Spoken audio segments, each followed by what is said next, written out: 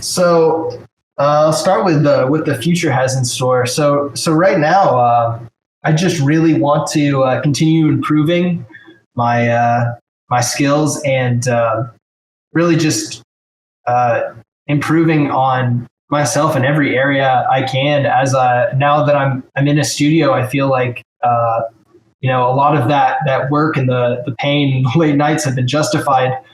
And it really gives me that motivation to keep pushing, because all that hard work, it's not for nothing. It might, month to month, it might sometimes feel that, wheels are spinning and you're not reaching those milestones or those goals you set in front of you. But, you're your own worst critic. And I know I'm mine. Like half the stuff I make, I'm like, this is stupid. And, it takes the people around me to go like, no, just look at it and look what you achieved in this, and to really know your progression and not just comparing yourself constantly to your heroes, because comparison is it's the killer. You gotta compare yourself to your own work and not all these art heroes and art gods up there, because it's a progress. It's not like it's not a sprint. It's like a marathon. So, hey everyone, please welcome concept artist Will Domeyer. Having always enjoyed creativity, Will actually began studying business management. Though once a creative, always a creative. And Will eventually switched his focus to becoming a professional concept artist. Something he has recently achieved and is now working on his dream job at Gearbox Games. This episode is a great insight into those working towards getting their big break, as we learn about Will's journey and what it's like when you just start out in the industry. Also, learn how Will landed a mentorship seat on Steve Wang's Concept Art Hacks course, as well as his love for VR. I hope you enjoy this episode. Let's go.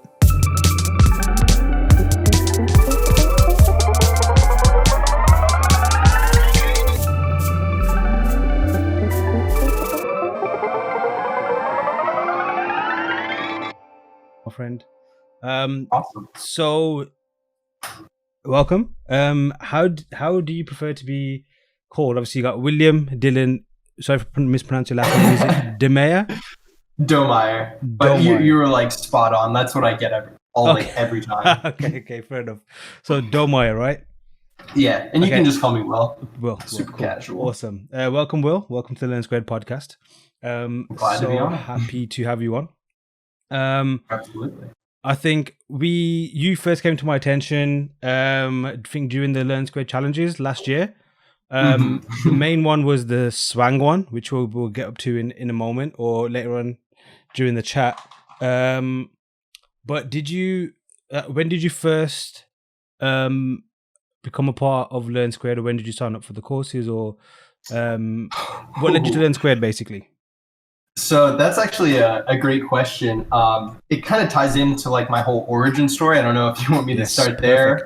Perfect. Okay, perfect. Yeah. So I guess let's start all the way back to the beginning. I was like the art kid in middle school, who everybody was like, oh yeah, draw me this, draw me that. And I always like really liked art, but it never like clicked with me that was a job. It was like, oh, I like doing art for fun, and then let's think about like what I'm going to do for a career. So I took like some art classes and stuff like that, but like as a senior in high school, I had stopped taking art completely at that point. I was in things like chorus and just random electives. And it wasn't until I got into college and I started as a business management major. And I thought, oh, I'm going to be a professional. I'm going to get into like the job market. I'm going to be like a businessman. And I hated it. I thought this is the absolute worst. Like if this is life, then like, ooh, maybe not. So I quickly started to look at other options, and like the art was always like on a back burner. I always like enjoyed that so much. And it was like, okay, well, let's see, maybe if I take it more seriously. So I switched to an art major, and the college I was at was Florida Gulf Coast University, which is a very small college in Florida, which I'm from, by the way. Okay. And so I joined their art program, and they only had studio art. and they had us drawing with charcoal and pencils, and it was really fun, but it felt so far disconnected from like the stuff I was seeing online and like any kind of video game art or anything, which was like my main exposure to art at the time. And so I felt that disconnect, and I was trying to pursue different kind of avenues to close that gap. And I had stumbled upon Wacom tablets, or Wacom tablets, however you pronounce that.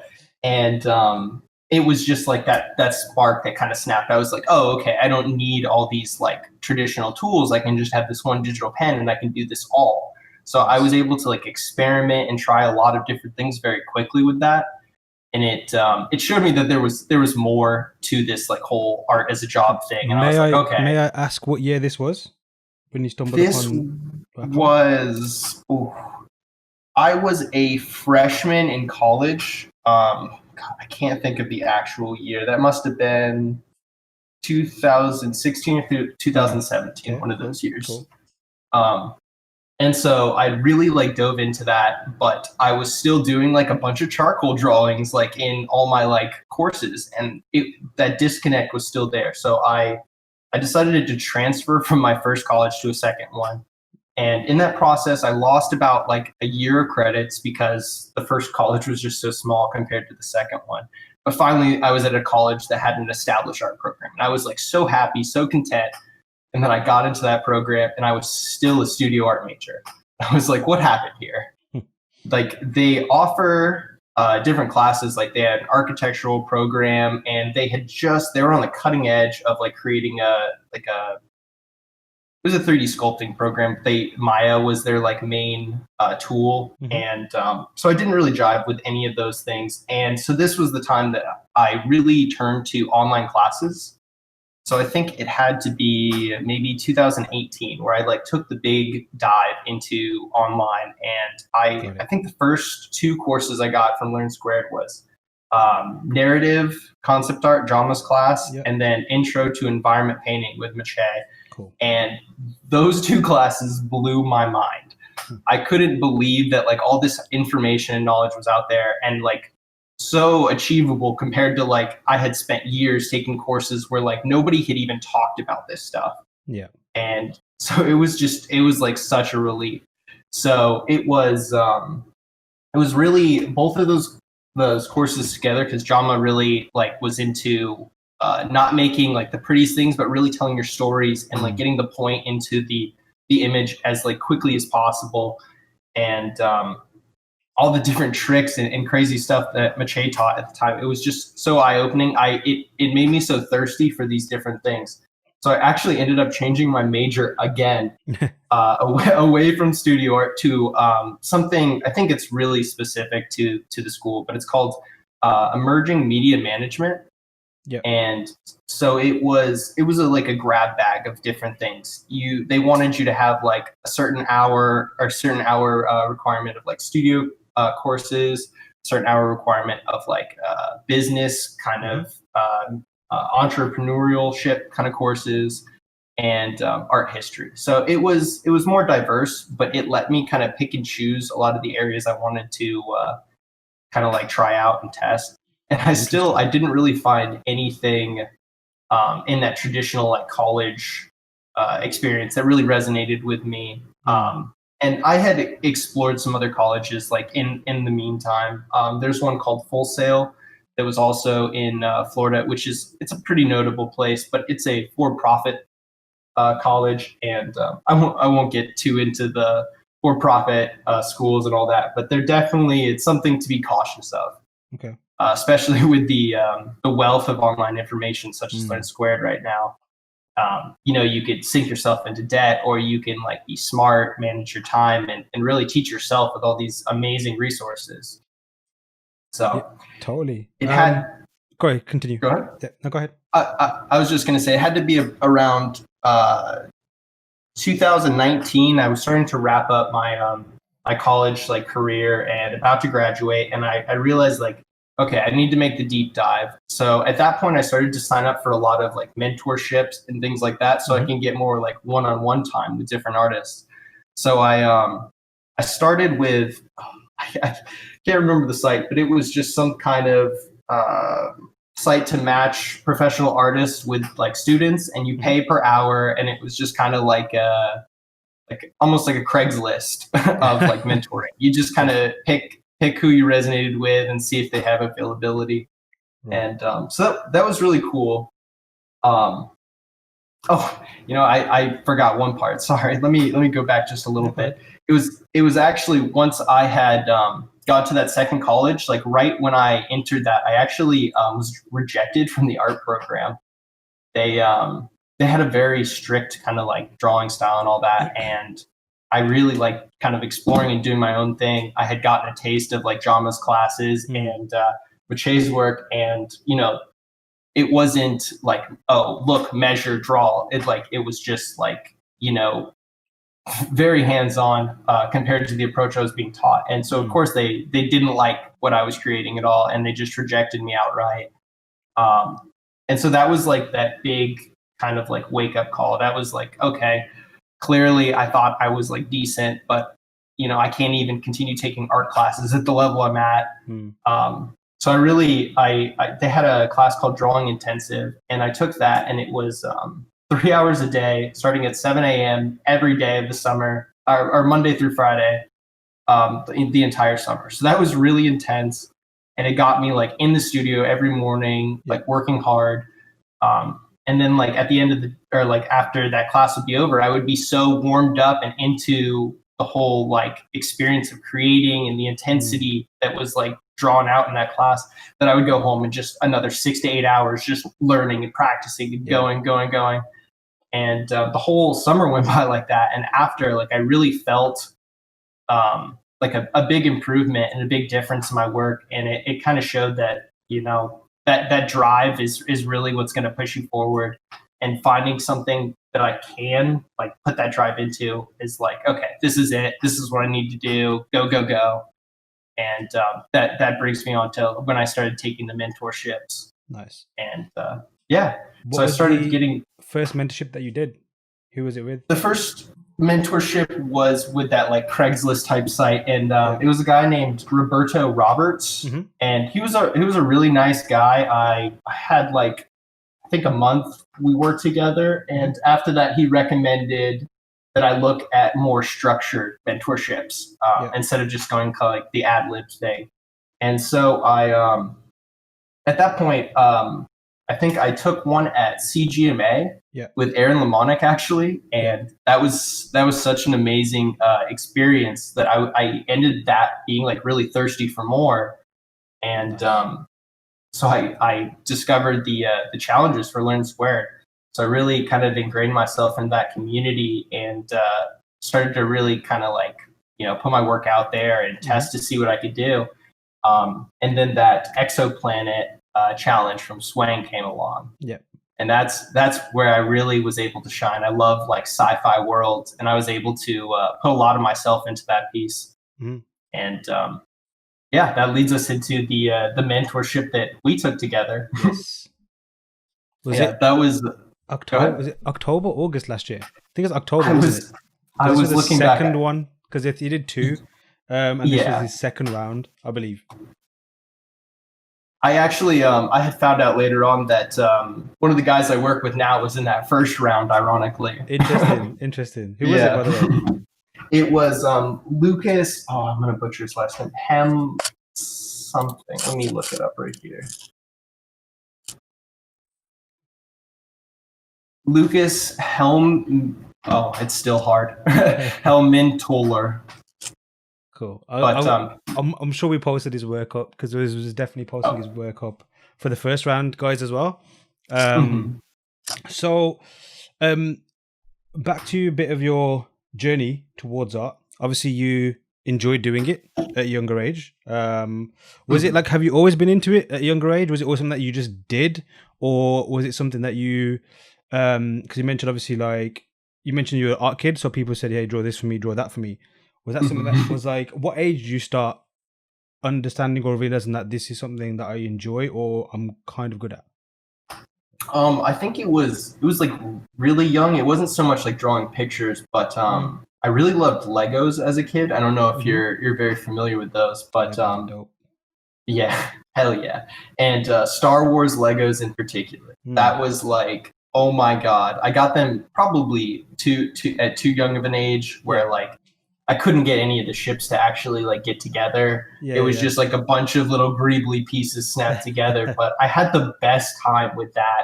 And so I think that kind of gave me like a taste of like, that creativity at like a super Mm. early age to just like take a handful of blocks and then like make the worst spaceship in the world, but it was still a spaceship to me. I think it's interesting you mentioned that your one of your earliest memories of getting into, I guess I think the keyword is creativity as opposed to, because you always assume art is, or the typical like stereotype of art is to draw pictures Mhm. and what have you. But I think creativity is probably the better term. Like, when did you realize, or like say most people, when do you realize, especially amongst creatives, who is the most creative? Like, but when create that creative drive or that wanting to create is something that just doesn't go away.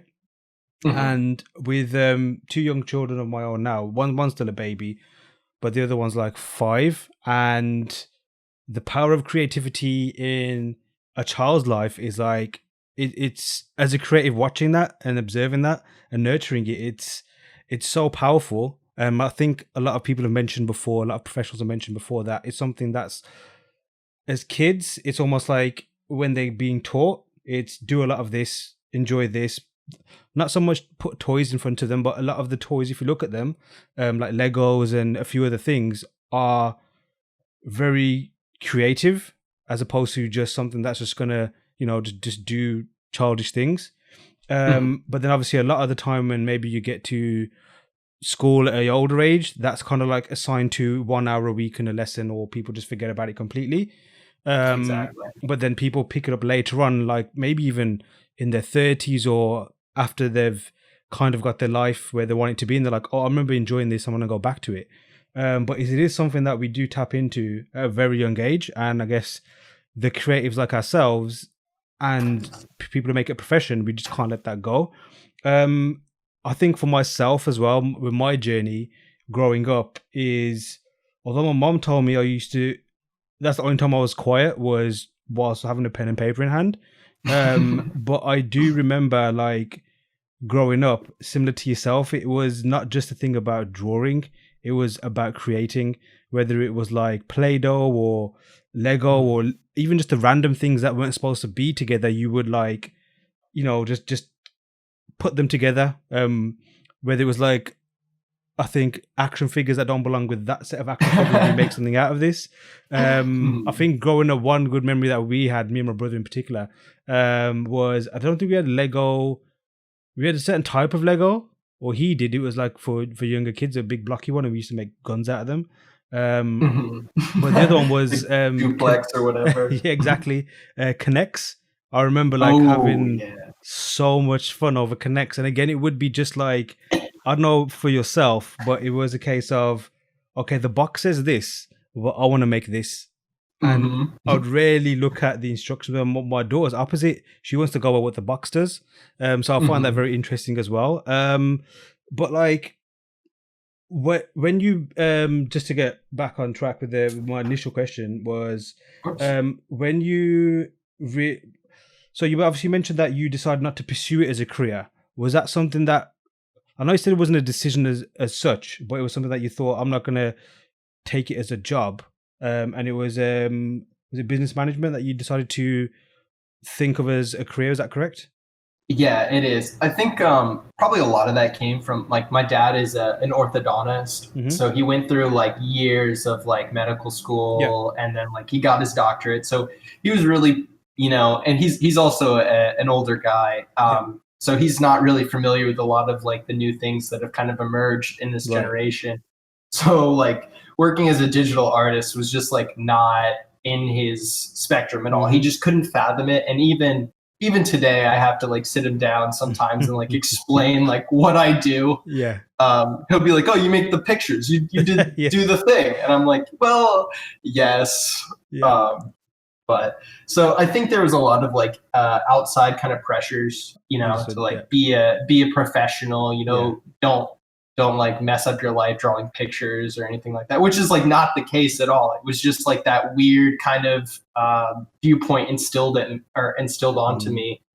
Totally From can like, relate. Being Indian, I'm from an Indian family. That's almost like it's very common. With a lot of people that I know as well, it's a case of it's ingrained. Like, get a job that is guaranteed to give you a solid income and a proven career as such. And a lot of the stuff that isn't perhaps known or people don't know, like how do you get a career path on that? It's almost like you just avoid that, which I guess makes sense. And I guess being a parent now, I kind of get that mentality more. yeah. Because it's almost like just do something that will give you the least amount of headache and troubles in life. But I think it's also interesting as well to see where that would be in maybe the next generation going forward, because as you can see now with a lot of professionals out there, it's more visible. And for me, growing up, it was a case of like I guess I deep down knew I wanted to get into working on like films and games and doing designs for that, but I didn't know that I wanted to do that because I didn't know what it was called.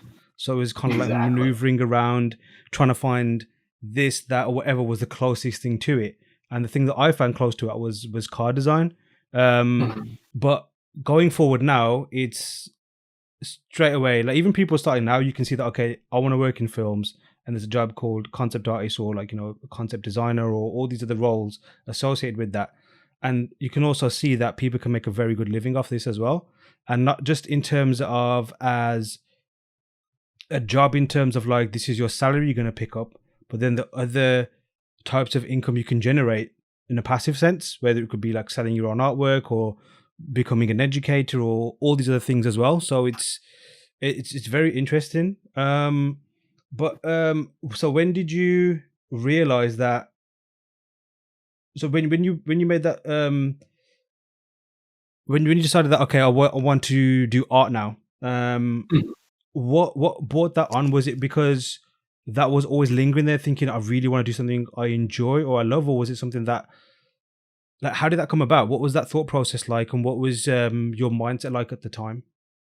So it was there was a lot of like kind of like the thoughts of like, well, what do I want to do for my entire life? Like what does a career look like for me? If I'm going to be doing this like all day, like, is this something I even find joy in, or like, am I going to like do this for a year and then like be stuck and just hate this? So I think the thing that kept like coming back to me was like, once I got back into college, I had kind of like grabbed a sketchbook again and started kind of like casually drawing and doodling. And I just found a lot of like satisfaction in the outcome. Like when I would finish something, I would look back at it the next day and feel like a sense of like progression or like, accomplishment, compared to like, I would study business management, vigorously do an exam, and then the next day I would just feel like more of the same. Like I wouldn't get that like progression of like, yes, I accomplished something, now I can move on. And like I guess it was because art is so like tangible, you're like making images that you can look at and like see them. It's a lot easier to kind of see the progression. So I definitely liked that aspect of it. Like just like getting started. It was just like, 2 hours of art made me feel good inside, compared to like 2 hours of business management made me feel dead inside. And what was that? How long was that gap between when you, like, was there a gap at all, or was it always like drawing on the side or in past time, just like the odd sketch here and there, or was there literally like just a period of nothing in terms of art stuff? From a creative sense, like from your creative output, because I'm sure you're probably looking at things here and there and consuming as a consumer, but what about from like yourself as an artist, your expression? It had like before like the middle of the first year of college, my art like or creative output had almost dropped to like nothing. Like I think the only it sounds so stupid, but the only creative output was like Minecraft. Played a lot of Minecraft, and I found some satisfaction in that. I think exactly. It kind of reignited that like, oh, I like building with Legos kind of thing. And had a really like horrible YouTube channel where me and my friends made Minecraft videos, and this is the cringiest thing to even say, but like I didn't like editing the videos. I didn't like doing any of that. All I liked doing was building. Yeah. And it kind of was like like maybe look into that more. And then I didn't really do anything with it. And it was until like I really was faced with like, I'm now a business management major. This is what I do.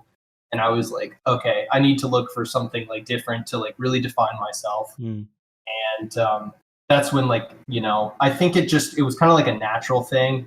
Like I was just unhappy with my current surroundings and my current like course load and everything. And so I was just like creating art as just like a vent to like, relieve some of that tension in my life. And I just started investing more time in it. And I was so bad, so terrible, but it really gave me satisfaction. So I started investing more and more time. And that's when it kind of trickled into, okay, I need to switch majors. And then, studio art is not the kind of art I need to be doing. And then, switching colleges and then switching majors again. And then really like at that point I was like, okay, college is not going to get me to my end goal. It's really going to be me pursuing this on my own. And you mentioned that like the investing more time in art, was that like an organic thing, or was that something that was that a strategic move? I think it was probably a bit, it was more organic than anything, because I had just, left high school where I had a bunch of friends, moved to like college where I had like just a handful of like close friends. So I spent a lot of my time just like doing art just to fill like my free time. I see. And as I made more friends, it kind of just became part of my life. Like I didn't stop doing art. They just kind of knew me as the art guy again. And then it just kind of grew more and more. Interesting. And when you got back on it again, did it feel like there was a huge gap? Did you feel a drop in quality, or was it almost like business as usual where you picked up where you left off last time? No, there was no quality to start. It was just like terrible scribbles, atrocious portraits, and I didn't really know what it was to be like an artist, or like how to like pick a specialty, or even like I didn't really even know how to practice at that point. Yeah, just like picture. What kind of pictures were it? Was it just like doodles, sketches? Was it just pencil? What were you doing? Like it was so I've like I've moved a few times since, so I've pulled out sketchbooks and looked through them all, and I didn't think of it at the time, but it was almost entirely all environment stuff. Right. It would just be like a random face here and there, but like 90% of it was just like spaceship cruising through desert, or like just like random stuff underwater, like I don't know, just like all kinds of different terrible environments. And I think I just really like exploring places. Like it sounds like not conceited, but sometimes I feel like our world is a little boring. And it's not. There's so many amazing things. It's just in my little pocket that I'm currently in. It feels boring. And so I look to sci-fi where things are larger than life and things like that. And so it always makes me yearn for that like larger than life kind of world. And so that's why I think I'm drawn to creating environments. Where do you think that comes from? It probably, I've had this question like a bunch of different times. It's like, oh, well, what inspired you to be like an artist, or where does this all come from? And I think a lot of it was probably Star Wars early on. I was very, very obsessed with like the world of Star Wars. It wasn't so much like other movies where it was like, oh, that was a really cool story. It was like, this is a really cool galaxy that you get to see in these movies. And that's what captivated me more than anything. I was never into like the plots. I was more into like, look at that bar they just went into. Like, holy cow! Like, and similar to me, it was like, this is like the best game I really wanted to play ever as a kid. And I know it's on film, but you can imagine it in your head. Exactly. And I was thinking about this the other day. I think for all of them, it's, you don't get none of the, oh, look, this is where you never get the history of where the vehicles and the spaceships and the worlds are. You only get like one or two lines and you fill in the blanks yourself. And it's almost like that's what makes it kind of that world authentic. because you don't get this long essay of trying to get you into the mindset of where this place is or what this vehicle does. It's like the first time you see a lightsaber, it's like bam, there you go. Or you just see the TIE fighters doing what they're doing. And I think that's what the allure of it is because you're thinking, what the hell is that, and why is that so cool? And you start filling those blanks and connecting dots yourself. And then obviously, if you're creatively inclined, that's where it goes into a different direction as well. Absolutely. No, I agree so much. And I think as I was like really getting into like a lot of that like Star Wars stuff, I was also I was exposed to anime, and I absolutely love anime. I think it was from here in the States, we had something on Cartoon Network called Adult Swim, and it was after like 9 at night. They'd start playing like anime and stuff like that. And at an early age, I had started like, I just stayed up late. So it would come on, and I think the first one was like Full Metal Alchemist or something like that. And I saw an episode that like scarred me. It was like somewhere where like a whole town died of like a stone disease or something. And I was like, this is ridiculous. Like this looks like the cartoons that I watch. Yes. But what just happened would have never happened. And so it was like that, like kind of like dark curiosity, like, oh, what is this stuff? I wasn't like Googling what is anime. It was just like those little bits of Adult Swim on like Sunday nights. Yeah. And it wasn't until I saw Cowboy Bebop.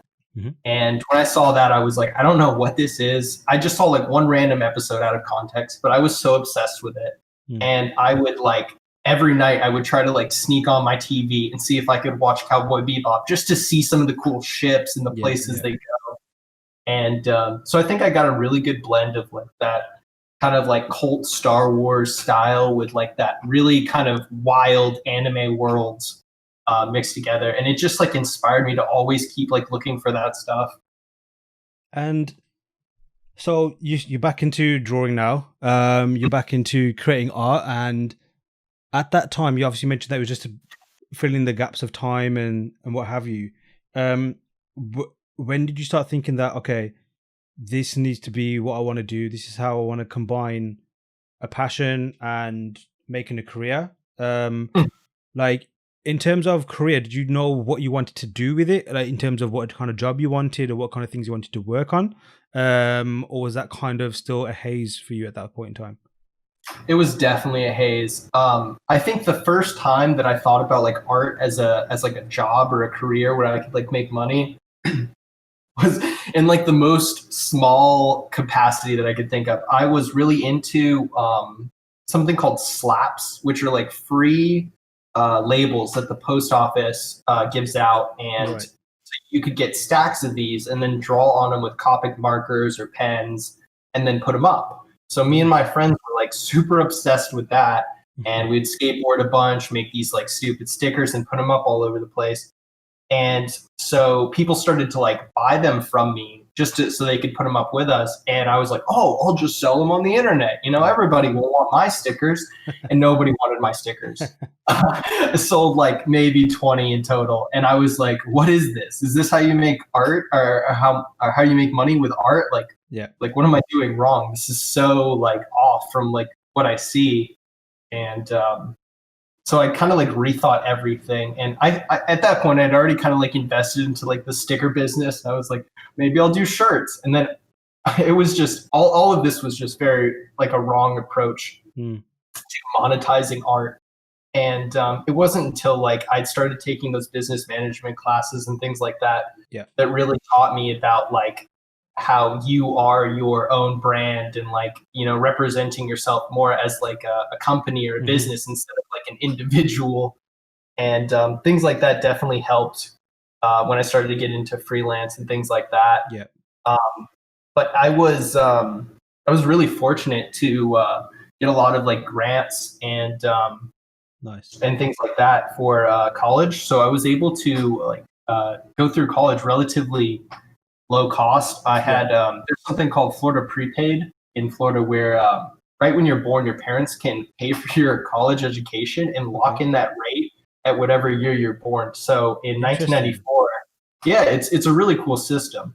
So in 1994, my parents were able to pay for 4 years of, or two to four, I don't know, some amount of years of my college, right at the beginning at like a very discounted rate. So I was able to do that with like on top of some grants, and I was basically paid to go to college. Yeah. And so it was such a like a great opportunity that like I did my courses, but after I was done with my courses, I was constantly just feeding myself new information and trying to learn as much as I could while I was taking those classes. So I didn't have to freelance or anything while I was learning. I had the fortune to be able to graduate and then really turn my focus onto getting a job in the industry. And your business management education, like what were you just mentioned a few in terms of like treating yourself as a brand. Like what were your big takeaways from that? Like what things that you thought, wow, if I had not, like basically things that you probably got from there that you might not have got otherwise, or probably would have picked up very later on in the game by yourself. Like what were the key takeaways from that? Because obviously with a lot of artists, it is quite a common theme where we're just pretty shitty at business and conducting ourselves in that way. Absolutely. No, I mean, I was in the exact same boat, and I'm not great at it. I think I've been more fortunate than anything. But I think the biggest takeaway was really to, when you're conducting business or anything, to not handle yourself as an individual dealing with another individual, but deal with yourself as a contractor helping with that particular client, and to really kind of tailor a lot of those things to that particular client you're dealing with. So some people have like fixed rates, and they'll charge like one person the same as like a mega company or something like that, and they're just hurting themselves really, where like each different client that approaches you will have a very different budget. And trying to understand that and altering your rates and your prices accordingly are definitely like one of the biggest things I learned from that. Because when I had started all that sticker and T-shirt stuff, I was doing like very small scale commissions on the side, and I wasn't even valuing my own time. I would do pieces that I spent like 10 hours for and then charge like nothing. So I was literally not even paying myself like per hour. And at the time, I was so like excited to like be compensated for my work that I just did it. And it wasn't until like I took those classes that I was like so frustrated with myself, or like skimping myself for so long. So I think the biggest thing you can really do is educate yourself. Making sure that if you're starting to grow, then you look into like different things like representing yourself as an LLC instead of like an individual and things like that. And yeah, it's unfortunate that there aren't like an equal amount of marketing kind of help for artists as there is for just tutorials. Tutorials are fun and like sexy, but like talking about how to not get sued is like equally as important. It's interesting. You're absolutely right. There are a few people that do have certain stuff. Maybe it's because it's like worldwide, different regions have different ways of doing things. But I also, from what I understand, is that although that might be the case on like certain details, the general gist of things is pretty much the same, like you mentioned. And I think it's also, so maybe it's a case of perhaps locally, wherever people are from, if local education institutions have that. I mean, like even growing up, just like in school, there was talk about, there was certain topics that we all had to do when we started choosing our own, but there was never one about money. When I went to university, they'd started having these like kind of compulsory, but you can kind of choose what you want to be compulsory add on to your course. And there were some business ones in there, and I wish I'd taken a couple of those, because that probably, in hindsight, that would have made more sense now. But back then I was like, I don't want to start a business. I just want to work for a company. But looking at it now, where especially with like economically, what's going to probably happen around the world going forward, is that's probably more important now more than ever.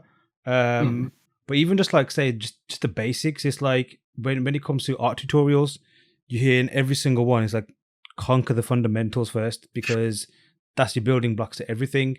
And almost like the fundamentals of business, and like you mentioned, like your LLC type situations and taxes and all that kind of stuff. But maybe that's probably will change. I don't know what it's like over there, but statistically over here in the UK, there's like more self-employed people now than there ever were. Yeah. Although a lot of people are getting wiped out now with this coronavirus situation. But yeah, back to your point, I think it is interesting that there's almost like a big gap, almost or like a vacuum of lack of knowledge in that particular field. Mhm. Perhaps. I mean, like, So yeah, go ahead. when people have free time, if you only have 2 hours to like learn something new, like learning a new like sexy trick in Photoshop compared to like learning how to like save money on taxes is like, I know which one I would probably pick. For sure. Yeah, true, absolutely true. And I guess that's maybe down to like structure. It's like it is a priority. I mean, we all want to do the awesome stuff. I think like you mentioned before, it's a case of you wanted to do the good stuff in a project, but not so much the other side of things. But Exactly. then setting that time aside is perhaps important. And speaking on structure a little bit, what how do you operate? Like, are you someone who's quite organized, or are you someone who kind of goes with the flow a bit?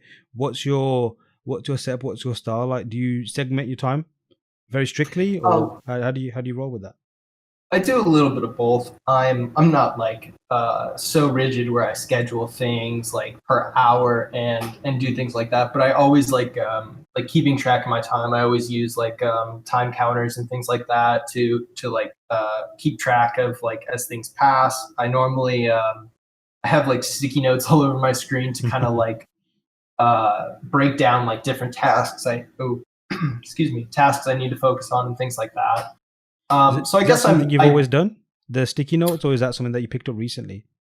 no, it's something I've always done. I haven't always just used like sticky notes on the computer, but I have like even right now I have 4 notebooks sitting around me that are Right. 95% full of just like little chicken scratch notes Yeah. and like little sketches. I'm like an insanely visual person, Mm. so if I just talk about something with somebody and then I turn around and then do something else, I've forgotten that first conversation if I don't have any visual note of it or like taking the time to like write it down to like Yeah. to lock it down in my brain. So back to the career stuff. Like, Mhm. when was the first moment when you realized what you want to do for a job in the art sense? Because you mentioned that it was something that initially kind of like organically came about. Mhm. You knew that you wanted to improve on this particular area. Obviously, you were doing your sci-fi / environments as well. Mhm. When did that kind of get into focus? That okay, job wise, this probably is my best path, or this is something I want to do. I think that was actually due to Learn Squared. In like dramas and Mache's lessons, they were like very straightforward with like how you use this, and it was just like a switch had been flipped from like, Mm, oh, making designs and trying to sell them to like you're trying to sell a story, you're trying to use this to like solve a visual problem. yeah.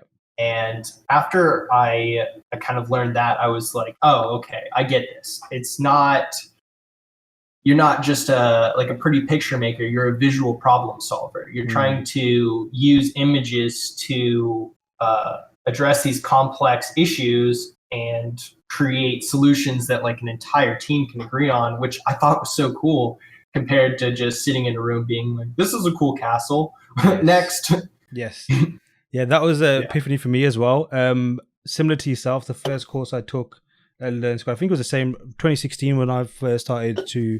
My path's a bit similar to yours in terms of how I stumbled upon Learn Squared, Mhm. and it was something that I was like to fill a shortcoming in my portfolio, and like also what the hell am I going to do to get the career that I want? And yeah, narrative concept art was the one that was like I started, and initially it was just for me it was like, okay, I'm going to use this to make at least one or two awesome pieces so I can kind of trick a company to think that my portfolio is awesome and then improve on the job. That literally was my strategy at the time. But then when I started to obviously delve into the course and the knowledge that was coming out, like you exactly just explained, it was a case of, okay, it's not just about making a cool image, it's about the problem solving element to it as well. And I guess it's almost like, maybe this is a strong way to put it, but it's almost you've failed in your piece, especially as a concept artist perhaps, or even a designer, when the only reaction you're going to get is, oh, that's a cool castle, or that's a cool this, and that's where it ends. It's very shallow, it's very, very hollow. You almost want it to be like how you just explained before about how we felt about seeing Star Wars and things like that. Is a case of like, first of all, does it solve that problem that you're being asked and paid to do? And then secondly, does it bring you into that universe that's being built? So yeah, I'm totally with you on that one. Absolutely. And so in terms of like career-wise, what's your situation right now? So currently, well, let me just jump back to like after I graduated and all that, because it kind of goes into like, because I don't have too much working experience. It's been a little over a year and a half, I think, working professionally at this point. So after I graduated, I spent a year really like improving myself and getting ready to like jump into the job or the industry and like get my first job. And in that time, I had picked up an Oculus Rift and really gotten into VR sculpting. Yeah. And so I was able to kind of use all that creativity, just like the raw creativity, like building Legos. But now I was able to hone it into like my work and create environments that I could physically be in and like scale up to my exact size and look around. And so I think that like springboarded all my skills and let me really kind of improve at a quicker rate. And while doing that, I really got invested in a lot of different communities, the Learn Squared community, as well as a lot of VR communities.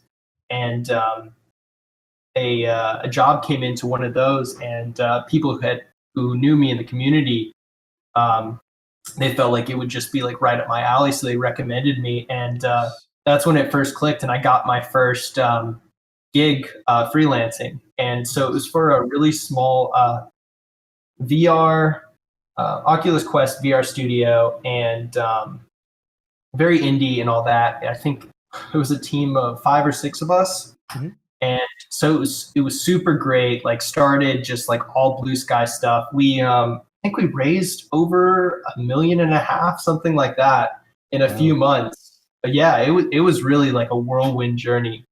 And so it was really that kind of experience where like, you know, I went from just like completely in my own little bubble to like fully ingrained into like an indie team trying to develop things as quick as possible. So it was like that's like 0 to 100 real quick, and I learned so much in that time. Yeah, I'd like to touch on that. In fact, how was that experience for you? Was that technically your first professional gig or job, or was it actually your first one in the area you wanted to be in? So I actually worked at Hot Topic for a long time in retail before that. So that was my first like actual job. But this was my first like. Oh yeah, I meant art related. Sorry, yeah. Oh yeah. Then yeah, it was. So it was a big moment for me. It was kind of that like, oh, have I made it kind of feeling, and like, you know, like a month or two into the job, it was like, no, this is just I cracked the ice. Gotcha. Yeah. And like, what was your like, was you working remotely? Was you working on site? Oh yeah, so I was working remotely. They were based in California, and I was still in Florida. So we had a little bit of a time difference, but besides that, it was really straightforward freelancing. And how did that feel? Like, was it a bit surreal, or was it almost like natural? Like you thought, yeah, it was like a duck to water. You kind of just hit the ground running and did what was asked of you. Like, how was that? How was that first phase, or like how was that overall experience? It definitely felt surreal. Like it, even like months into it, it was like, am I really working on an actual game? Yeah. And but at the same time, like I'd really been pushing myself before that. So when I got on the project, it was like we hit the ground running, and it felt like I didn't really skip a beat, especially because we had started like so blue sky. So I was able to really explore and like really just throw as much creativity as I wanted at the project. So that was a great feeling. Uh, And go how long ahead. were you? How long were you there for? Was it like a set contract, or was it almost like open ended until So I the had project was started done? for 6 months with the kind of agreement that we might continue if the project, Mm. didn't lose funding or anything like that. Yeah. And so I ended up working with them for 10 months, I believe, Cool. 10 or 11 months. And yeah, so we had gotten all the way to, we were live testing the game in VR, and that was really cool to see like some of my concepts go all the way into like, now I can walk around them in VR and start to like Nice. engage with them. So that was like another like very surreal moment where it was like, oh, some of my art has now become a game. Like this is incredible. Sick. Um, but it still wasn't something that resonated with me personally. It wasn't Mhm. something that I felt represented me as an artist, or that I could really get behind like fully creative or Right. fully Right. with my creativity. Because Sure. a lot of my sensibilities are a little bit more sci-fi Yeah. and dark and post-apocalyptic. Um. And the game, go So ahead. yeah. Go on. Go ahead. Go ahead. I was just going to say, and the game had a different kind of vibe to it. What was like the day to day tasks like? Obviously, you don't have to answer this if it reveals too much. But like, were you given? I know you mentioned like it was blue sky. But were you given like certain deadlines or tasks that needed to complete, or maybe certain things to explore, or were your team very? Like, I guess what was the structure like? Do you have someone to answer to? Was everyone like kind of hands off, or was it almost like very collaborative? I just want to get like a feel of like how was the overall vibe or the experience in terms of like the setup. How was it? Yeah, of course. It was a very collaborative experience. It was actually kind of it's an interesting situation because it was my first real professional gig, but I was hired on as lead concept artist and kind of filled that art director role too. Right. So it was a lot to handle like for a first kind of gig, but it gave me so much freedom and creativity that I was able to kind of like pick up the reins and direct it where it needed to go. Nice. And in terms of like, um, again, back to what was mentioned, like the courses that Jammer and Mache mentioned about solving problems. Was that your mindset at that time? Like, I want to solve this problem, or was there, um, or did you kind of feel like, but I want to go in this direction, I want to go in that direction? Like, how was that? No, it was way more like solving Mm, problems. So the Oculus Quest is it uses a mobile processor, so it's like glorified mobile games. right, So there was a lot of different complicated problems for how we would show like a very open world, but with very limited tech.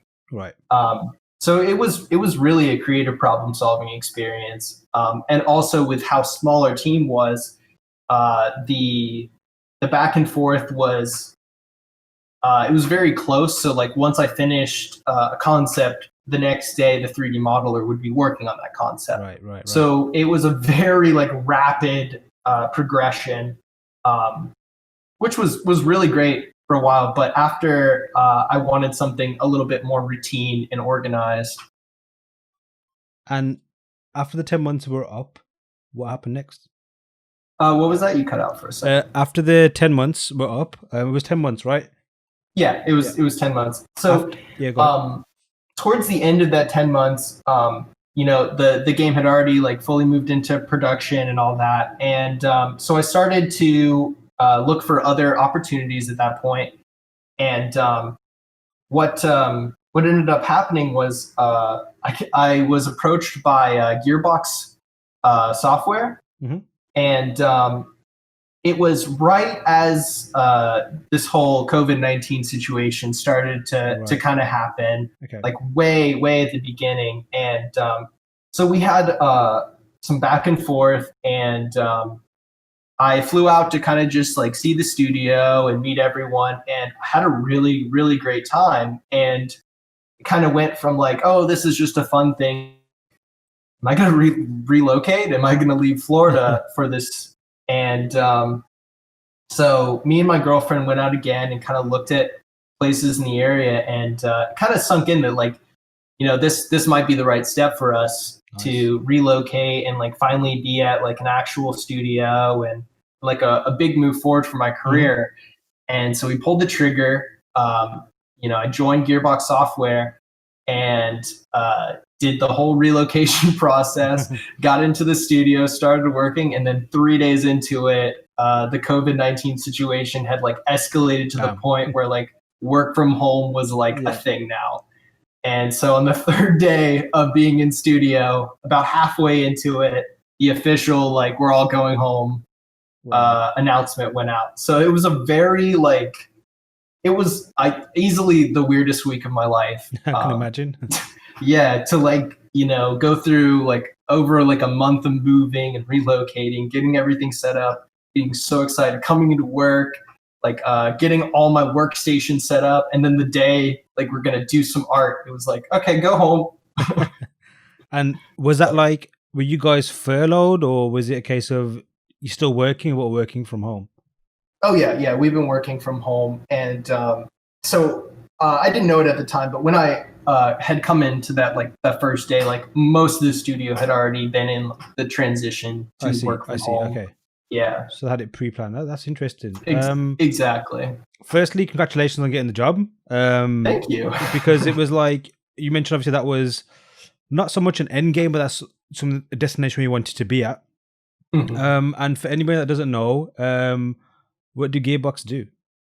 Oh, they do the entire Borderlands franchise. Nice. So it's an IP that's near and dear to my heart. I'd played it so much growing up as a kid. One of my favorite co-op experiences were me and my friends just dicking around in Borderlands One for way too long, and so being a part of the team that made all that happen is just it's so inspiring, and it's really become the kind of mountaintop moment for me currently, Yeah. where it feels like all that hard work feels like it amounted to something Brilliant. really worthwhile. Yeah. That's awesome to hear.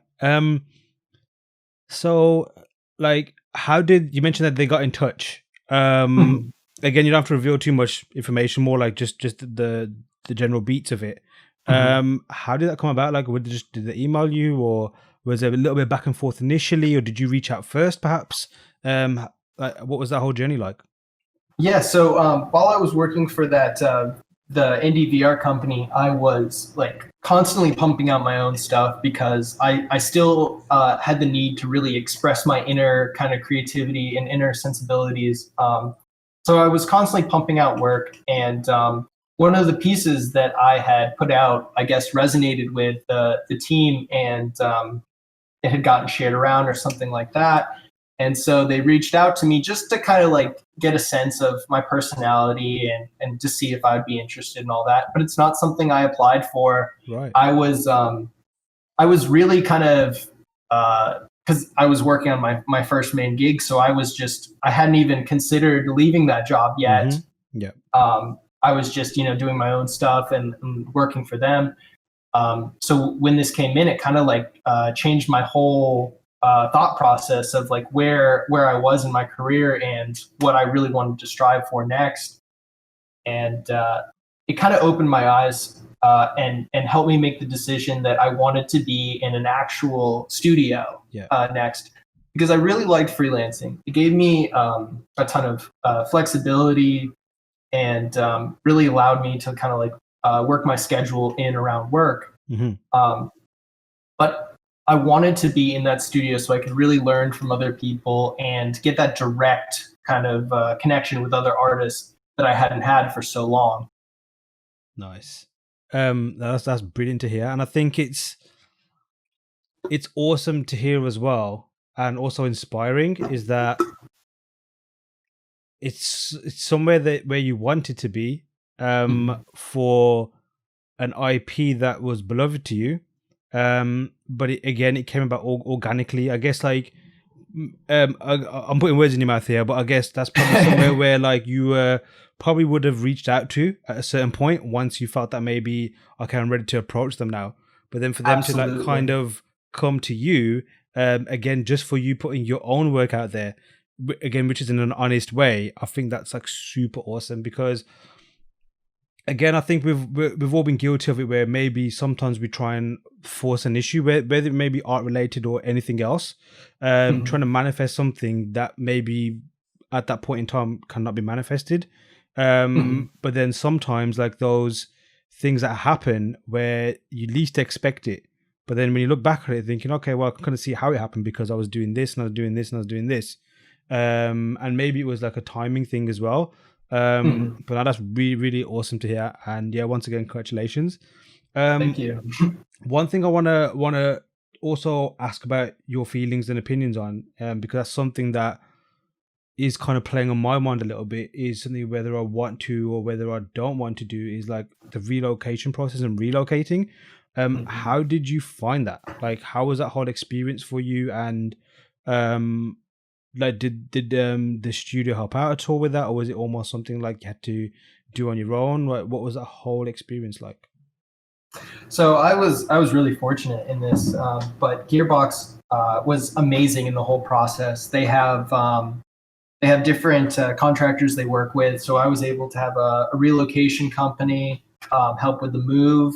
They hooked me up with a real estate agent. So when I came here to kind of look around for a place, I had somebody that knew the area Nice. and took me and my girlfriend to like all different kind of places. So we were able to really find a spot that felt comfortable to us like right away, which was so crucial because we were both leaving, you know, our Yeah. family, our friends, like everything we'd known. We'd lived in Florida our whole life, and know nobody in Texas. So it was a very big step for us, but we're very happy now. I mean, the only setback is we haven't been able to leave the apartment much, but Yeah. besides that, it's been beautiful.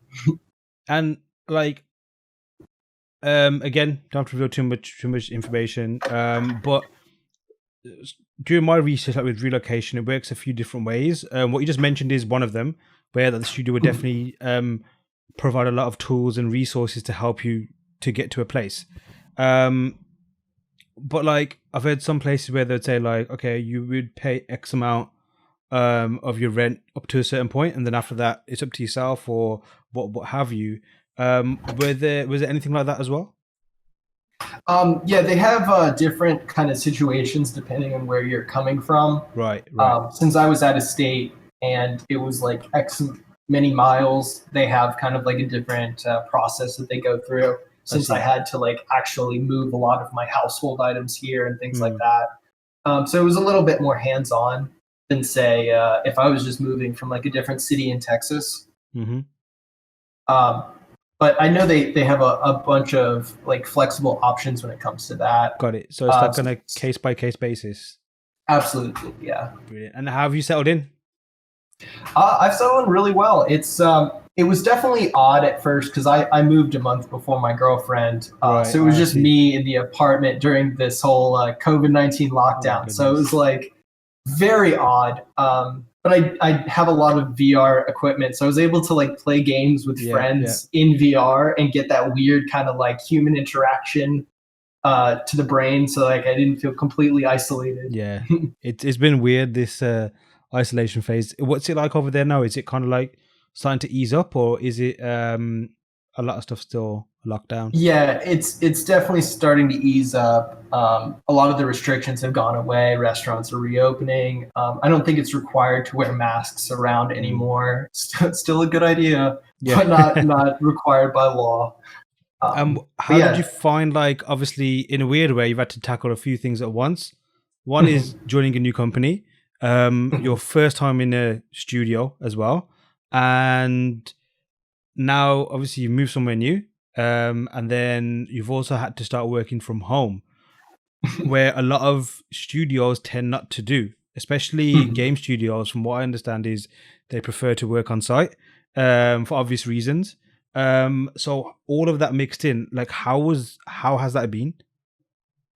It's been really interesting. I was fortunate because I was already freelancing, like working from my home for 10, almost 11 months. So Yeah. it was there was like a strange comfort factor mixed in with like an unfamiliarity because like I had been working with that previous company for so long that like remote working had become kind of more casual and things like that. Yeah. Compared to trying to meet everybody at a very large studio through a webcam is a very different experience. Yeah, very. And But like, so yeah, go ahead. I was just gonna say, overall, it's been weird, but I think I've been working with Gearbox now for 3 months, Mhm. and so it's definitely gotten into that like comfortable kind of rhythm. Got it.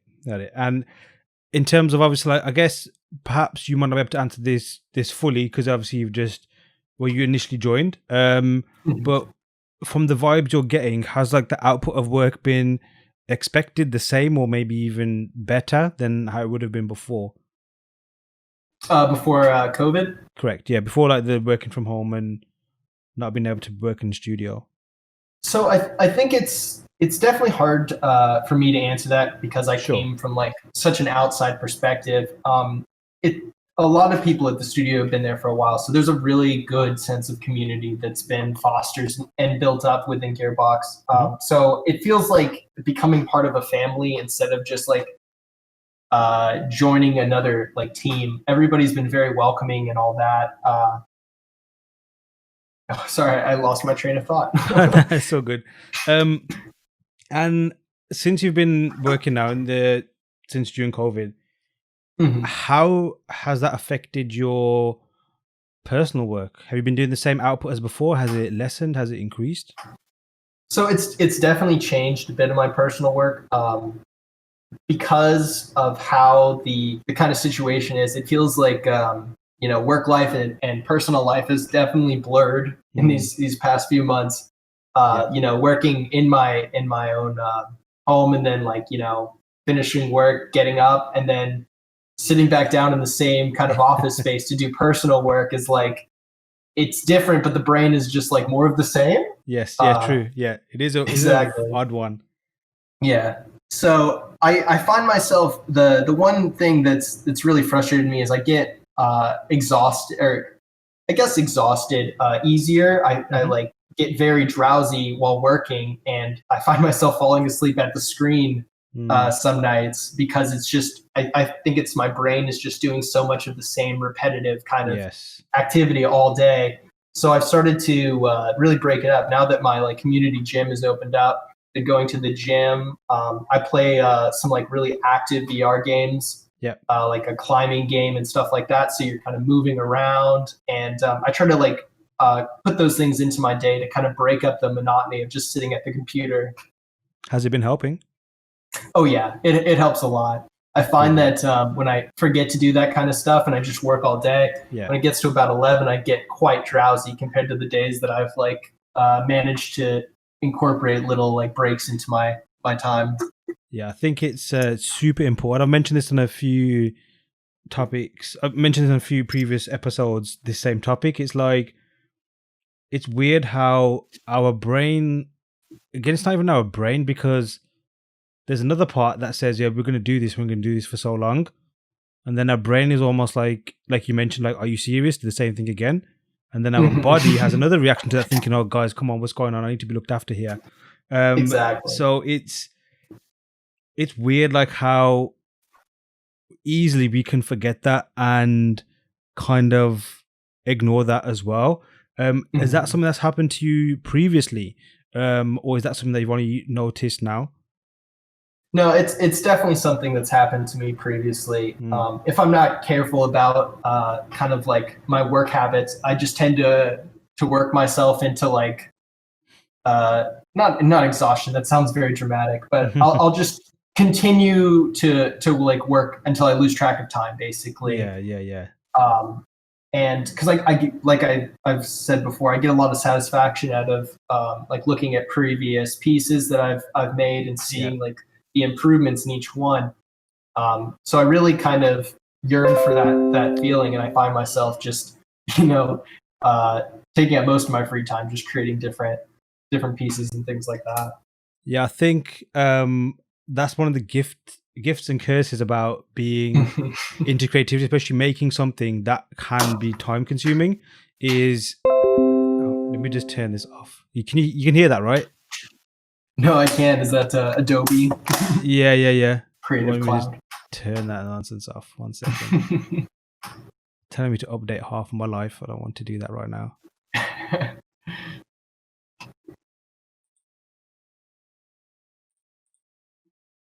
It's not going to let me do it. I can edit this out anyway. We'll pretend this is a little intermission type No thing. worries.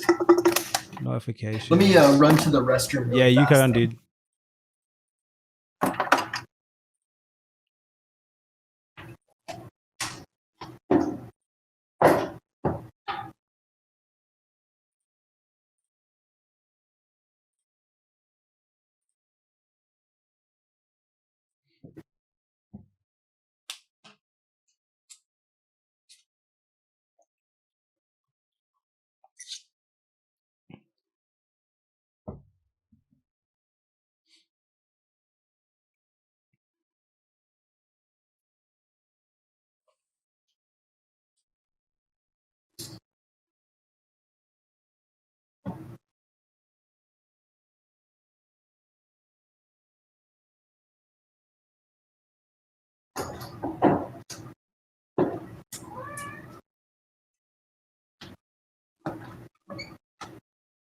Oh. Go on then. All right, I'm back.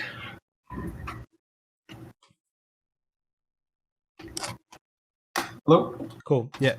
Yeah, so after we were rudely interrupted by Adobe's pop-ups, I think what I was talking about was just like the nature of doing something that takes a lot of time. It might not even be creativity, it could be like anything that's time consuming, but also being into it is you can lose track of time. I've had it on a few things that are kind of linked to creativity and some others not, where you just look at the clock and it's like stupid o'clock and you realize that wow, like I've spent so much time on that one thing. I've got this coming up, and although it's cool, I guess like when it comes to deadlines, that you are able to maybe go to that point if necessary. But overall, in the long run, it can be quite, I guess, destructive. Especially when it comes to like not even just health. Just I guess your overall flow of things, like your day to day running of things. I've had a few situations where I've crunched to hit a deadline and I've hit it and that's fine. But then in some cases for a whole week, everything is out of sync because other things have kind of just not been done. But yeah, I think we just mentioned as well, like being active and doing other things that tell your brain to do, like just completely change the brain's environment is super smart. Before we get on to the mentorship we did with Swang, let's talk a bit about VR. I know we touched upon the mentorship a little bit, and I know you use it a lot in your work, and you mentioned that as well. For me, I picked up a VR. I think this will be my second year of having one, although this year I haven't touched it yet. And I've got a Oculus Rift. I mainly use Medium and Gravity Sketch, which I think is the one that pretty much the two things that everyone tends to use anyway. Although I've noticed Blender has a VR capability now, and I believe you can also use it in Unreal or Unity You can. to create. But yeah, man, talk to me about when you first picked up a VR headset and used it for art. Like, what was that moment like for you? Absolutely. I think it was 3 years ago. Oh, time is slippery. No, it had to be 2 years. I saw a YouTube video. I think it was Momo, and he was sculpting some hover bikes in VR. and he had they had that camera set up where you can see the person, like they stand behind the green screen and you can see them in the VR environment creating. Yeah. And he was on some kind of talk show and he was just like casually working. And he had created an entire hover bike and then scaled it up to like human scale and then sat on it. And right then I was like, holy cow. Yeah. Like you can just sketch something and then like play with it like that. It was just, I was so fascinated. And so I instantly started like researching like VR devices and like, you know, Oculus Rift versus like the Vive and things like that. And trying to find as many tutorials and workflows that were integrating it. And so I was really hooked, but it was still like, because the VR devices are definitely pricey. I think they have like a $400 price point. Yeah. And I had previously got the PSVR a year or so back, and I really liked it, but it was very much a gaming console. There was like one VR painting app I had, and it like matched to the beat of the music or something. So it wasn't like you could create a painting. It was just like kind of like, you know, a freeform art experiment kind of thing. And so I was very torn between like, is this a creative tool or is this a game console that has a little bit of art kind of on it? And after like a lot of research, I decided, you know, it's probably both. It's definitely more built for games, but you know, it's starting to be used in a more professional capacity. Mm-hmm. So I bit the bullet and I just got into it. And my first few times of using it, I got ridiculously sick and would try to like do a little environment, and I just found myself like laying on the ground, just being like, what did I even do? Why did I spend all this money? Like, oh no. And after like a few weeks of that, I think Oculus Medium was having some kind of challenge, and it was like a Halloween challenge or something where they wanted you to like sculpt a pumpkin and then carve it. And I thought, no, I'll make an environment around pumpkins. Yeah. And so I spent like a week creating this horrible little pumpkin cyberpunk parade. Yeah. And I didn't know anything about Oculus Medium, so like none of it was like 90 degrees. Like I hadn't like found any angle locks or anything like that. Mm-hmm. So it was just all free form, kind of terrible edges. And I had so much fun with it. And I entered in the contest and I lost. And I was like, this is the best thing ever. Like this doesn't need to be for a challenge anymore. And it kind of just, that challenge was like the push that I needed to really invest more time into using the tool. And after that, I fell in love with it. I used it almost every day, and it kind of replaced traditional sketching for me. Yeah. I found that like my brain could think about things in 3D almost as quickly as it could in 2D, sometimes even quicker, because I didn't have to worry about, you know, like, oh, is this perspective right? It's just like the actual shape of things. Yeah. So it kind of like allowed me to not be so confined by things that traditional like mediums like drawing in Photoshop were. And so I was able to kind of explore these like really intricate environments a lot quicker. And that combined with some 3D software, mainly Octane for rendering, I was able to like produce these environments that had so much more fidelity than I was achieving before.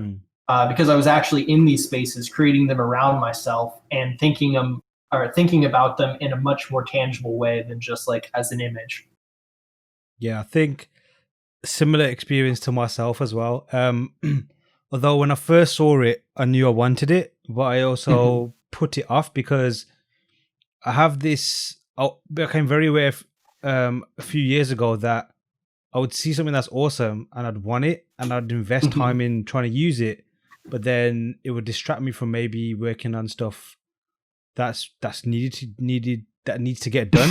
And at that point, it was more a case of like, look, just focus on doing the simple stuff. Just get the standard skills you need to get a job, and then worry about that afterwards. Like almost like the toys and stuff. Because I remember when I left uni, I was like, oh, let's check out ZBrush, let's check out rendering, let's check out animation, let's check out VFX. It's like trying to do all these things at once, and it wasn't a good look. But then seeing like not only the demonstrations, obviously Jammer was a big one because his demonstrations were amazing because it showed that look what I teach in terms of like 2D, you can do the same thing in 3D. But in VR, and it's not even what it looked like. It was the fact that it was just super quick, and it didn't seem to.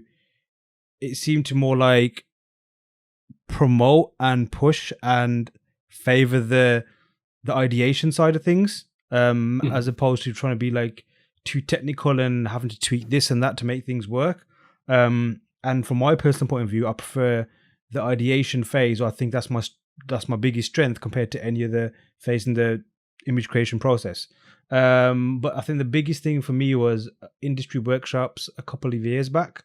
They had like a VR demonstration, and I watched Finian McManus do one, and then I remember sitting on I remember managed to getting my hands on a headset and having a play with it, and literally within about 5 minutes, I was like, yes, this is the shit. This is what I want. And I think a few months after, on Black Friday, I picked one up, and yeah, man, like yourself, it's a case of it feels like drawing, but not like drawing, in the sense of your body's in more like, I guess, a natural, more neutral position.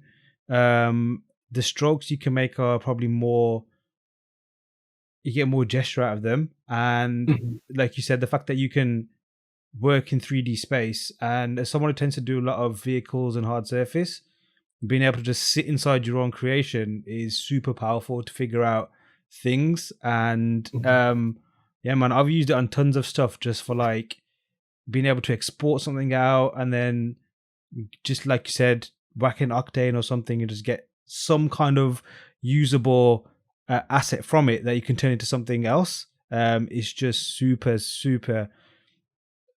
It's probably one of the few things that I've seen that I was like, okay, this is something that I never experienced before, and it's like a must-have. Whereas perhaps like other things have been great, but it's almost like I can kind of live without it a bit. It's not almost essential. But with this, it did unlock a new way of working for me, and obviously, like you said, for yourself as well. Do you still use that professionally, like Gearbox? Do you use that for stuff you do for them as well, or? Oh yeah, Oculus Medium has become my workhorse. I use it for almost everything at this point. I still do, traditional like 2D sketching in Photoshop and things like that. But I find that I can crank out a really rough sketch in VR, and then sometimes I don't even throw it into a render. I just take an actual screenshot in Oculus Medium. You can light it, do some stuff real quick, and that's more than enough to have that base. And then I start with a raw form of my idea instead of having to worry about drawing out that idea. And then I can just work on more of the actual environment instead of like rendering that environment. And I don't know if you'd agree, but time flows differently when you got a VR headset on. I found that, my goodness, it feels like a lot of time has passed, but it hasn't. It's almost like a hyperbolic time chamber. I remember feeling like I spent 2 hours on this, and it was like only 30 minutes. Okay, that's not bad. I'm not sure why that is. Maybe obviously because you don't see your environment, and it is so engrossing. Maybe another thing as well that's quite powerful about it is because you're putting your headset on, you can't be distracted by anything unless something physically touches you or moves you. So you are focused on the task at hand, as opposed to when you got like a couple of screens and you can click on this and do that over there as well. That's probably an advantage for it as well. What kind of gear do you have now, VR wise? So I actually have two headsets. I have the Oculus Rift before the Rift S, so just like the base model, and then I also have an Oculus. Yeah, that one I used it for so many so many hours. I think it's been reset a few times, but my counter on Oculus Medium was over 10,000 or over 1,000 hours in the first few months of using it. Yeah. But I use the Oculus Quest as my main headset now. It's a little bit heavier, but I love the ability to plug it in with a link cable, use it as a wired headset, or unplug it and like play games or do some gravity sketch untethered anywhere. So that's really like I love that freedom it gives. Is that the latest model of theirs? There is the Oculus Rift S, which is a high quality version of the base where it only plugs into the computer, Yeah. but it does have all the cameras mounted inside the headset, which is very nice. And is the resolution better compared to the Rift? I believe the Oculus Rift S has a higher resolution. I think it even has a higher resolution than the Quest as well. Okay. But the Quest and the Rift S are very comparable. Awesome, man. And have you tried are you still mainly using like Medium and Gravity Sketch at the moment, or have you tried using it in other applications? I've tried a few other applications, but they can't quite scratch like the itch that Medium and Gravity Sketch has really worked out. I still use Medium over Gravity Sketch in most occurrences. I love Gravity Sketch for like quick sketches and things like that, some ship shapes and stuff like that. But I find I can get a lot more detail out of Oculus Medium and a little bit more freedom with the shapes since it's like voxel based. But another workflow that I've kind of been creating and working on this whole time is Oculus Medium with photo scans. I don't know if you're familiar with photogrammetry and photo scans, but it's like really starting to emerge and become more prevalent. I do a few myself, but more often than not, I tend to just buy different photo scan bundles and assets. And in the same way that somebody would photo bash in Photoshop, I can import those photo scans into Medium, cut them up, and then kit bash with photo scans. So I take photo scans of different people and objects, and I'm able to create different characters, pose them out, and have them be very high quality because they're realistic photos that are being chopped up. What are you using to get the photo scans? There's a bunch of different avenues to purchase them, but to make them myself, there's Aegisoft. There's can't think of all the different programs. I've tried a bunch of different ones. They offer different trials and things like that. It really comes down to like what you're trying to create with the photo scans.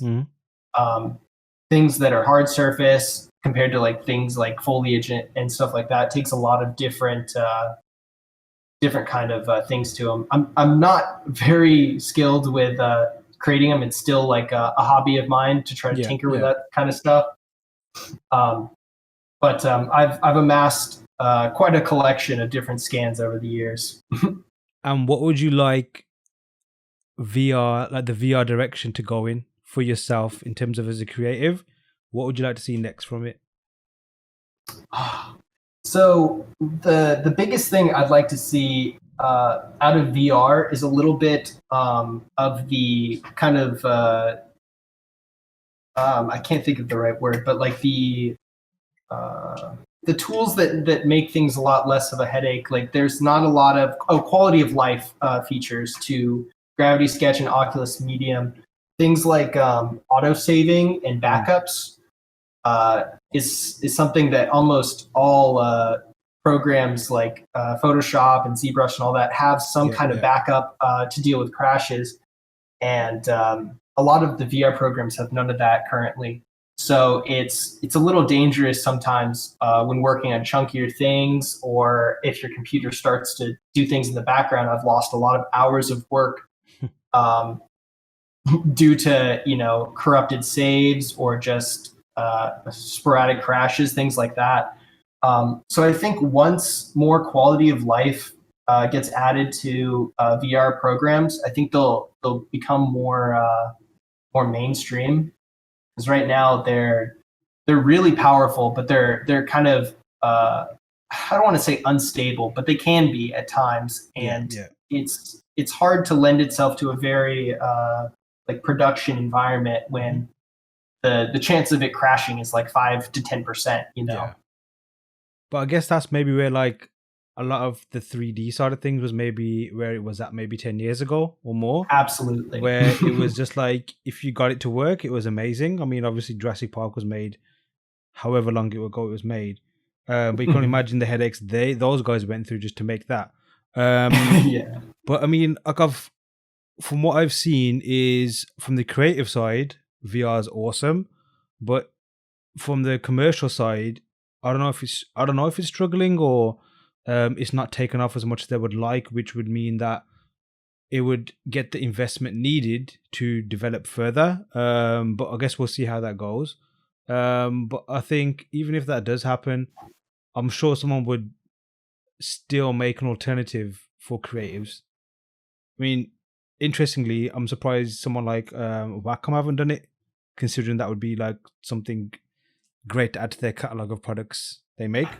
And I'm sure they're probably better equipped at making something like that, where they tend to make stuff for creatives, although their drivers tend to be the worst thing ever, because it keeps messing up your preferences. But you know what I mean.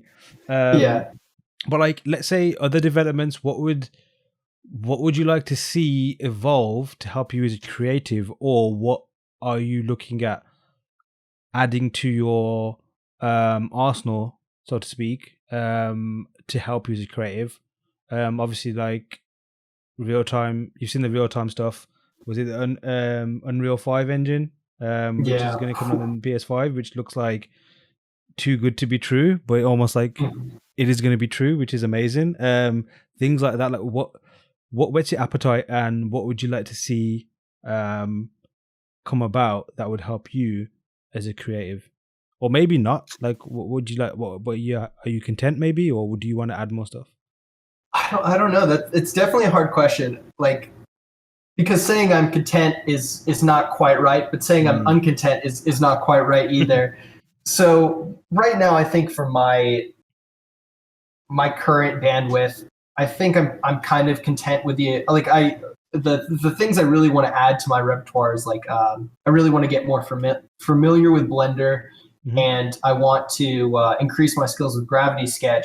So I think if it's not so much that I want some kind of brand new software to come to VR. I think what's there is amazing. I think it's just it needs more kind of polish and refinement. More buttons on the controllers for artists would be nice. Yeah. Because it's really nice that a lot of the UI isn't kind of like hotkey based, but there are a lot of things that could, be simplified and things like that. So I'm sure in the coming years we'll see different kind of controllers for VR, keyboard type things, and just with advanced layouts. But as for right now, I think it's more about honing in and refining what exists. And in terms of like personal work, what are you focusing on now? Do you tend to focus on stuff, or do you tend to just create and see what comes out? I focus on stuff in the sense that I kind of have an internal universe that I draw from, and it all kind of relates to that. But it's also kind of free form too, where I don't. Before getting into like more professional work, I had like a plan for like an IP and like different pieces that I wanted to create in like sequence and things like that. Yeah. But I find that stuff it really is all consuming, and it deserves more of my time than just a few hours a night. And so I find it more satisfying when I can kind of focus on individual things in my free time now than trying to create like a very cohesive like mega project. Yeah, I was just going to ask as well, like, is there something that you want to potentially make for yourself one day? Or like I mentioned, IP, you said you're working on previously as well. And I think hit the nail on the head. Until you begin doing one or realizing the undertaking at hand to create one, especially by yourself, even if you're not by yourself, let's say you do have a team to help you, it is a huge amount of work. But is that something you still maybe want to get back into doing, or is that on the back burner for now, or maybe it's changing my completely and thinking now I'm good? If it happens, it happens, but no, it's yeah, no, I've wrestled with that a bunch of of like, is this something that's important to me? Is this something that like, I strive for to create my own kind of creative outlet that can be like shared with everybody? Mm-hmm. And I think the conclusion that I've arrived on is I definitely do want to create that. I think it's something that needs to kind of grow and mature a little bit inside before it can be uh, something that is like shared with everybody. Yeah. It's definitely it's. I think the hardest part for me was because I always knew I wanted to create like a universe that somebody could explore and become like familiar with. But it was, how does that manifest? Is that like is that like a visual novel? Is that just a series of images? Like, what does that look like? And I think in recent years, it's really come down to I would love to create a VR experience that lets somebody literally step into my world, and it wouldn't be like a very large like story. It would be more like you get to just do small tasks that people in this world would do, like changing drone relays on like a huge tower, or like things like that would kind of give you a glimpse into what living in this like post-apocalyptic sci-fi world would really be like. That's dope. I think it's also cool that you recognize that it kind of needs to gestate a bit, as opposed to I'm gonna keep going at it, and perhaps it's not progressing as you like, kind of blindly going at it. I mean, there's loads of like high-profile people that have put projects on the back burner only to pick them up like 10 years later. I mean, James Cameron's one with Avatar, he waited X amount of over a decade, I think, before he could actually do it. Maybe that could be the same case for not just yourself, but a lot of other people out there trying to make an IP that maybe in about, who knows, 5-10 years, all it would need is just your idea for it to be made. So it's good to not let that go. Cool. Let's get on to our I guess our where we formed our brotherhood as Swanglings on the Learn Squared Mentorship with Steve Wang, who is the instructor on Concept Art Hacks. Your journey towards being on the mentorship is an interesting one, because, of course, usually what we would do is when the mentorships are on sale, there's a certain number of seats and they get sold out, and then you're in the mentorship. What we did is, I think Steve's might have been one of the we started them last year, so he might have been the second or third one where we actually hosted challenges where the winner could become normally would win the course, and then if the instructor has the availability or the scheduling works out, open up a slot for the winner on the mentorship as well, because we don't always host mentorships on all the courses, again because it's down to instructor availability and all that kind of stuff as well. So in this case, I remember putting it forward to Steve when he did the judging. He gave everyone a bit of feedback, picked his winner, and then I was like, well, it's up to you, but do you want to give the winner a place in the mentorship? And obviously he said yes, and that's how you came on to the mentorship. For me personally, it was super awesome being on there. I think it's my first mentorship on a Learn Squared course in terms of with a whole collective of people. I did one-to-one with Miche a few years back. But yeah, man, tell me about your experience on that. Yeah, it was such a positive experience. Number one, being able to learn from Swang was amazing, but I think it was also equally being surrounded by like a handful of other like super dedicated, inspiring artists that were all like working at the same rate, during this course. And so it was just, I'm literally losing words for it, but it was so inspiring and so motivating at the same time, to really see everybody like putting forth their own creative twists on these different assignments and lessons we were going through. Really helped to kind of remotivate and rededicate me to learning and kind of like pursuing my own stuff. Um, During that course, it was really interesting to see everybody's kind of approach, especially like earlier on with like more rough stuff compared to like the more polished stuff in the towards the end of the course. Uh, because everybody had such a different approach, and bringing in my own approach where like I started a lot of things in VR and then sketching over them. It was like a really great experience for me to kind of like pick different parts that I was less happy with my own stuff, and where I could see other people doing it really successfully and trying to integrate that into my workflow. Mm. And how do you feel like, let's say you didn't take the course at that point in time, especially the mentorship, um, how has it impacted your work, and how would your work probably be now? Like, has it kind of changed how you work, or has it helped you make adjustments in any particular way? Or let's say you weren't to take the course, would your work look any different to what it does now? Yeah, so I think the course actually came at like a really pivotal part of my, I don't want to say career because it's so short, but my career up to this point. I had already been working with that indie team for a few months at that point, and I'd started to become comfortable with kind of like my day-to-day tasks, the amount of work I was producing, being paid for my art was like really nice.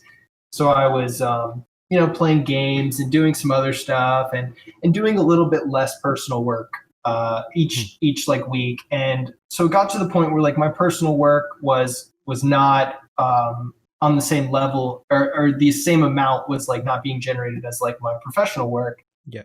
And that challenge came along, and it was kind of motivating. It was like, okay, well, let's see what I can do if I buckle down and really like devote more time to my personal work again.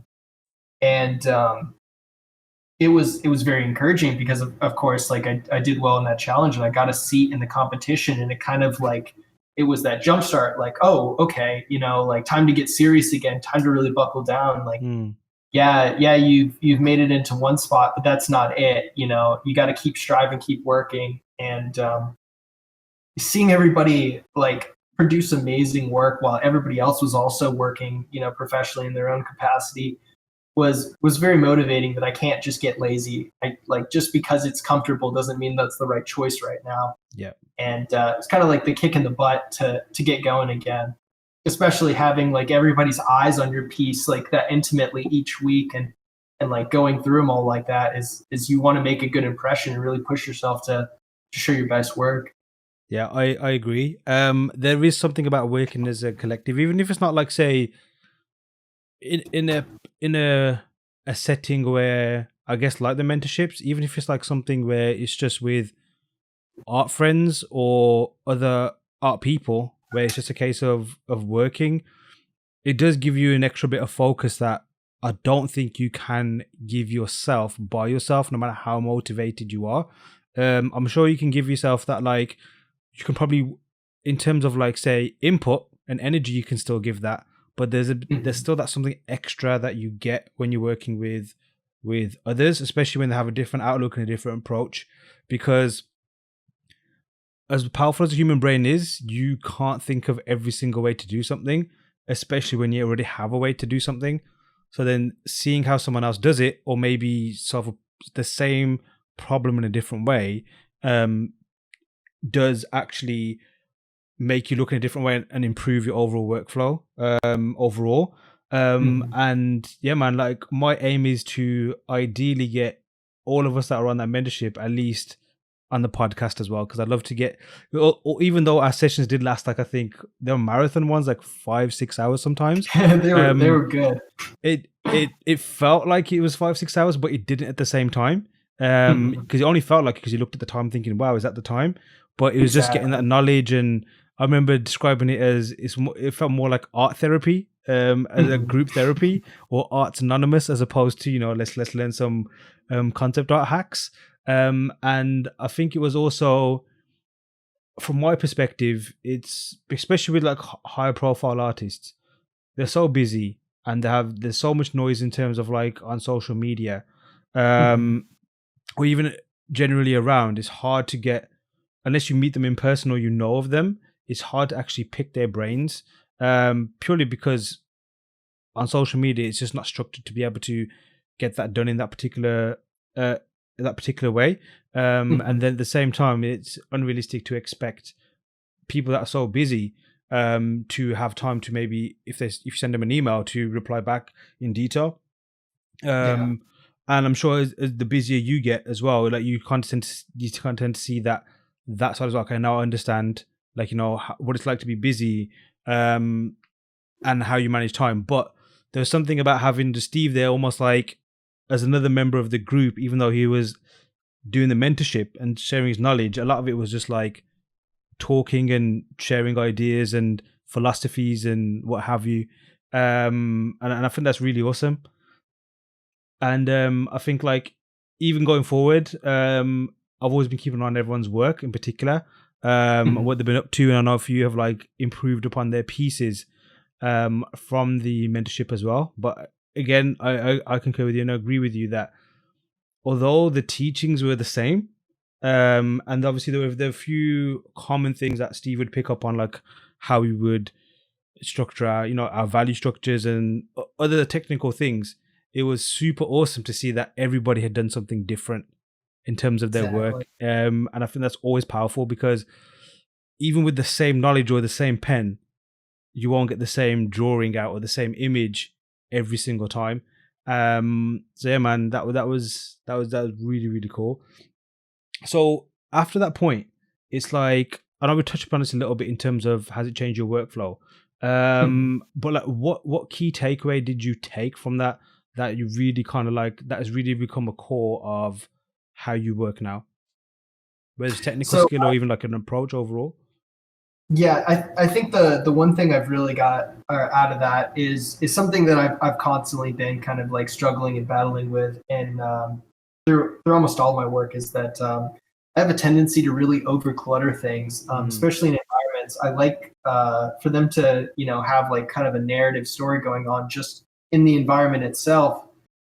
So I tend to really cram in details, and I find myself often sacrificing the total read for just cramming in details, and not realizing that until like a point that I'd gone way too far. So throughout a lot of Swang's course, it was just him going over and being like, this would read better if you just remove some of this, or if you just handled this in a different way, you could get a lot stronger with less. And so having that like very direct kind of example of where those moments were, and to pull back, really helped me kind of rein in some of those issues that I had been struggling with. That's awesome, man. I guess we can look at wrapping this up because we're fast approaching the 2-hour mark. Dude, I'm so glad to finally have you on. Obviously, since we first connected during the challenges and Unlearn Squared, I've been a fan. So it's finally good to obviously pick your brains a little bit more. Even though I could definitely talk about tons more topics that we could get to. I'm sure we can do another episode going forward as well. Just any final words from yourself in particular, and also one more final question from me. What does the future have in store for you? So I'll start with what the future has in store. So right now, I just really want to continue improving my my skills, and really just improving on myself in every area I can. As now that I'm in a studio, I feel like a lot of that work and the pain and the late nights have been justified, and it really gives me that motivation to keep pushing, because all that hard work, it's not for nothing. It might month to month, it might sometimes feel that wheels are spinning, and you're not reaching those milestones or those goals you set in front of you, but you're your own worst critic, and I know I'm mine. Like half the stuff I make, I'm like, this is stupid, and it takes the people around me to go like, no, just look at it and look what you achieved in this, and to really note your progression, and not not just comparing yourself constantly to your heroes, because comparison is it's the killer. You know, you gotta compare yourself to your own work, and not all these art heroes and art gods up there, because it's a progress. It's not like it's not a sprint. It's like a marathon. So 100%. I think like if you can turn that comparison into inspiration and look at it that way, then I think that's a good way to overcome that. Because you're right, if you try and like, I don't know, like you said, you got your own mountain to climb, you just focus on that, because the other person got on a different mountain. If you're trying to get on that mountain, then you got to go down all the way down to the bottom of yours, go to theirs and go up, and you just waste all that time. exactly. Whereas if you're So just like, guilty. if you're just like, wow, that mountain looks awesome and that person's climbed it, bravo to you, but I got this one to go on, then, you know, I guess it makes things better. You never know, your mountain might end up being higher. But dude, man, thank you very much for coming on. Thank you for your time as well. Awesome. Dope. A big thanks to Will for joining me on this episode. Please check out his work by following the links in this episode's description. We'd also love to hear your own experiences of breaking into the industry. You can share in the comment section or simply reach out to us via social media. Remember, all of our first lessons are free. Start your journey at learnsquare.com, learn from the best, and land your own dream job. If you're loving the podcast so far, please like, subscribe, and tell your friends. I've been your host, Aaron Danda. Till next time.